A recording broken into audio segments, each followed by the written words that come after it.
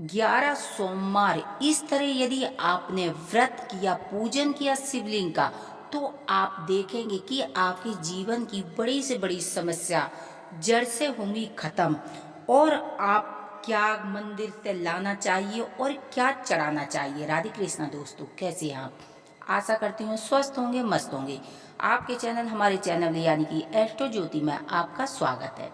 यदि आपके घर में बहुत समस्याएं हैं, यदि आपके घर में बीमारियां हैं, लड़ाई है, झगड़ा है, यदि आपके जो पत्नी पति के रिश्ते में बहुत ज़्यादा खटास आ गई, यहाँ तक कि डिवोर्स की नौबत आ गई है, वो भी यदि भोलेनाथ की शरण में जाएंगे तो आप देखेंगे कि उनका भी जीवन एकदम खुशियों से भर जाएगा। तो यदि आपके घर में कोई पितृदोष है, देखिए जब पितृदोष होता है ना, तो देखेंगे मंगलिक जो काम होते वो सारे रुक जाएंगे। नौकरी पे आपदा आएगी, घर में बरकत खत्म होने लगेगी, घर में लड़ाई झगड़ा होने लगेंगे। जो जिनके जो बच्चे नहीं होंगे, बच्चों के ब्याह शादी नहीं होंगे, यानी कि घर की जो बरकत होती है ना, वो सारी समाप्त होने लगती है यदि पितृदोष होता है। तो यदि भोलेनाथ की शरण में आप जाएंगे, उनका पूजन विधि विधान के साथ करेंगे, तो आप देखेंगे जो पितृदोष से है ना, बिल्कुल आप मुक्त हो जाएंगे। और आपके भी घर में मंगलिक काम होंगे, बच्चों की ब्याह शादियाँ होंगी, बच्चे भी होंगे घर में। अगर किसी के बच्चे नहीं होते हैं तो उसको भी पितृदोष में ही माना जाता है। यदि घर में नौकरी के बाद भी खर्चा अधिक है, नौकरी से अगर पार नहीं पड़ रही है, कमाते हैं लेकिन अधिक खर्चा होता है, तो वो भी पितृदोष के लक्षण माने जाते हैं। तो यदि शिव भोलेनाथ की शरण में जाएंगे तो आप देखेंगे पितृदोष, निगेटिविटी, बीमारी, जो भी घर की समस्या, ऐसी कोई समस्या नहीं जो कालों के काल महाकाल की कृपा से नष्ट ना हो। तो आप भोलेनाथ की शरण में जाएंगे। देखिए 11 सोमवार करने से आपके जीवन में हर वो चीज आप प्राप्त कर सकेंगे जो आप चाहते हैं। ये बहुत ही रामबाण उपाय है। यदि पूरी श्रद्धा विश्वास के साथ आपने निष्ठा भाव के साथ किया, देखिए कोई भी काम बड़ा छोटा करते पूरी श्रद्धा विश्वास के साथ, क्योंकि भगवान के कार्य में कभी कोई संदेह नहीं करना चाहिए। पूरी श्रद्धा विश्वास निष्ठा भाव के साथ यदि आप करेंगे ये रामबाण उपाय, तो आप देखेंगे कि 11 सोमवार करने से पहले ही आपके जीवन में वो हर चीज आप प्राप्त कर लेंगे। देखिए जब आप मंदिर जाएंगे, कोई भी उपाय करते हैं तो वो मंदिर में करना चाहिए। क्योंकि मंदिर में क्यों करते हैं? क्योंकि मंदिर में जो शिवलिंग होते हैं ना, उनकी प्राण प्रतिष्ठा की जाती है, तो उनमें बहुत ज़्यादा एनर्जी होती है। कोई भी उपाय आप अपने घर के मंदिर में नहीं करेंगे, आप बाहर मंदिर में होता, आप कोई भी विशेष उपाय है, यदि आप माँ भगवती का जाप करना चाहते हैं, भोलेनाथ का कोई अनुष्ठान है, या कोई शनि देव का है, या कोई भी है, तो आप मंदिर में करेंगे तो आप देखेंगे कि बहुत जल्दी वो फलित होता है। तो आप शिव मंदिर जाएंगे तो शिव मंदिर में आप क्या करेंगे, पूजा की थाली में जो विशेष चीज है वो आपको ले जानी होंगी। देखिए सबसे पहला आप लेके जाएंगे पंचामृत। आप उसे अलग अलग भी ले जा सकती है, घी, दूध, दही, चीनी, शक्कर, गंगा जल, आप उसे एक में भी पंचामृत बना सकते हैं। तो ये पंचामृत ले जाएंगे। उसके बाद में आप एक लोटा जल जरूर लेके जाएंगे। अब आप कहेंगे कि जल तो मंदिर में ही मिल जाता है, बहुत से लोग बाल्टी भर के रख देते, टोटियाँ लगी होती मंदिर में, लेकिन नहीं। आप अपने घर से जब लेके जाएंगे, जो आपके घर में नकारात्मक ऊर्जा है ना, वो जल के साथ सारी चली जाती है और आपके पितृ भी प्रसन्न होती है। आप अपने घर से लोटा भर के जल लेके जाएंगे। उसके बाद में आप बेल पत्ते, बहुत जरूरी है, भोलेनाथ को बेल पत्र आप चढ़ा देते हैं और आप कुछ बोलते हैं तो तुरंत इच्छा पूरी होती, क्योंकि प्रिय भोग होता है भोलेनाथ का बेल पत्ते का। तो बेल पत्ते लेके जाएंगे। आप सफ़ेद चंदन लेके जाएंगे, क्योंकि सफ़ेद चंदन भोलेनाथ पे सोमवार के दिन जरूर चढ़ाना चाहिए। वहाँ पर एक एक दीपक लेके जाएंगे। अब देखिए दीपक तिल के तेल का भी हो सकता है, घी का भी हो सकता है, जैसे आप पे हो। लेके जाएंगे फूल, फूल आक के भी हो सकते हैं, धतूरे के भी हो सकते हैं, गेंदे के भी हो सकते हैं, जो आपके पास हैं तो आप उन फूलों को लेके जाएंगे। आप लेके जाएंगे काला तिल, आप लेके जाएंगे मोली जो वो बांधते हैं। इतनी चीज आप लेके जाएंगे वहाँ पे। अच्छा एक चीज और आप ध्यान रखना, यदि आपको ऐसी कोई शिवलिंग मिल जाए जो पीपल के वृक्ष के नीचे हो, तो आपकी पूजा वरदान से कोई कम नहीं होगी। आप पीपल के वृक्ष के नीचे यदि पूजा शिवलिंग की करेंगे तो आप देखेंगे कि आपकी तत्काल मनोकामना पूरी होंगी। यदि नहीं है तो कोई नहीं, आप जो शिवालय होता है वहाँ पूजा करेंगे। उसके बाद जो एक चीज़ है, 108 की संख्या बहुत ज़्यादा महत्वपूर्ण रखती है।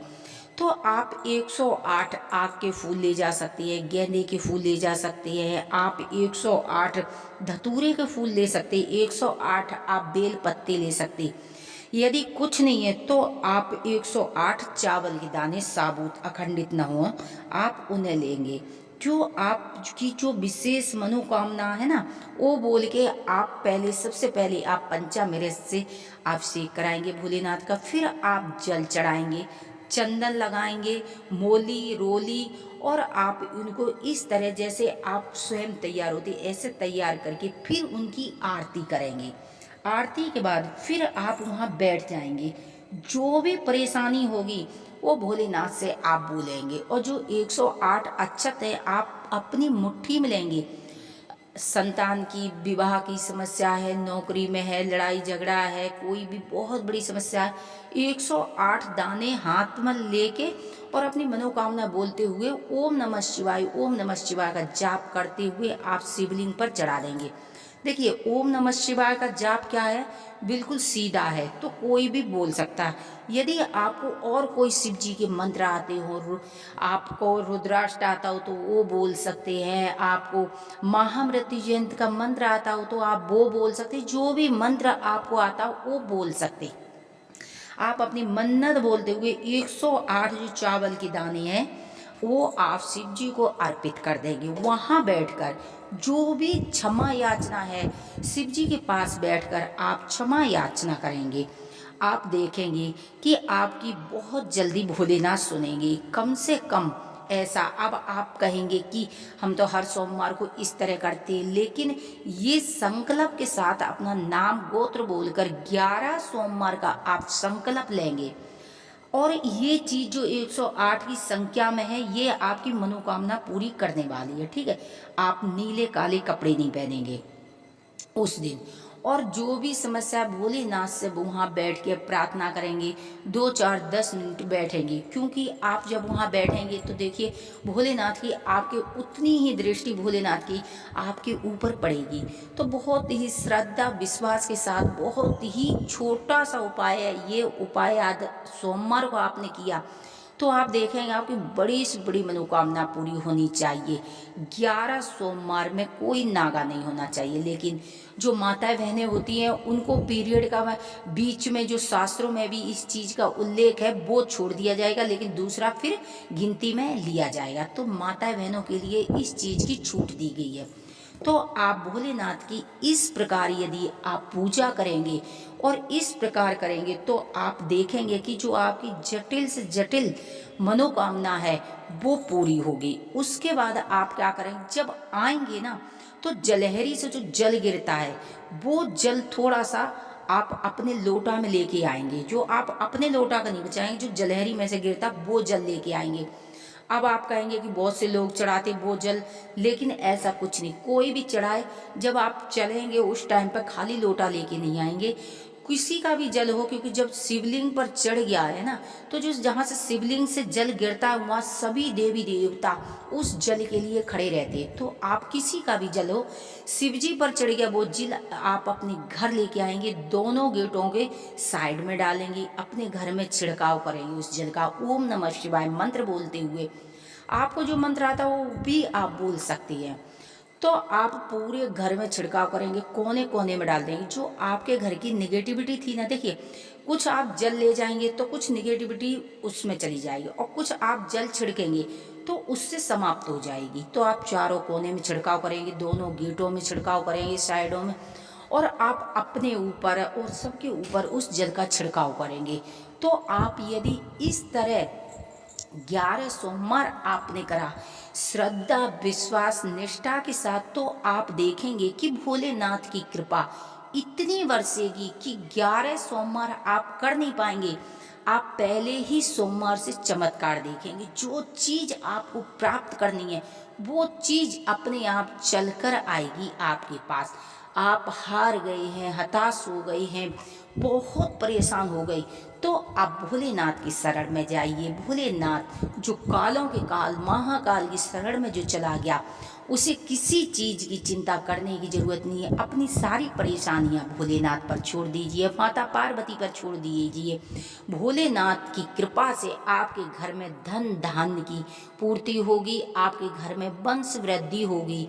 जो भोलेनाथ की शरण में चला जाता है ना, आपने देखा होगा कि जितने भोलेनाथ के भक्त होते वो बहुत सुखी पाए जाएंगे, बहुत सुखी होते हैं, क्योंकि भोलेनाथ भोले भाले होते हैं। तो वे बिना सोचे समझे अपने भक्त की भक्ति देखकर वो आशीर्वाद दे देते हैं। तो आप भोलेनाथ की पूरी श्रद्धा विश्वास के साथ पूजन कीजिए। आप देखेंगे कि आपको किसी चीज की तरसने की जरूरत नहीं पड़ेगी, हर चीज आपको प्राप्त होगी। तो यदि हमारी जानकारी आपको पसंद आती है तो प्लीज चैनल को सब्सक्राइब करें, वीडियो को लाइक करें, कमेंट में हर हर महादेव जरूर लिखें। हर हर महादेव की जय। बोलो मैया पार्वती की जय।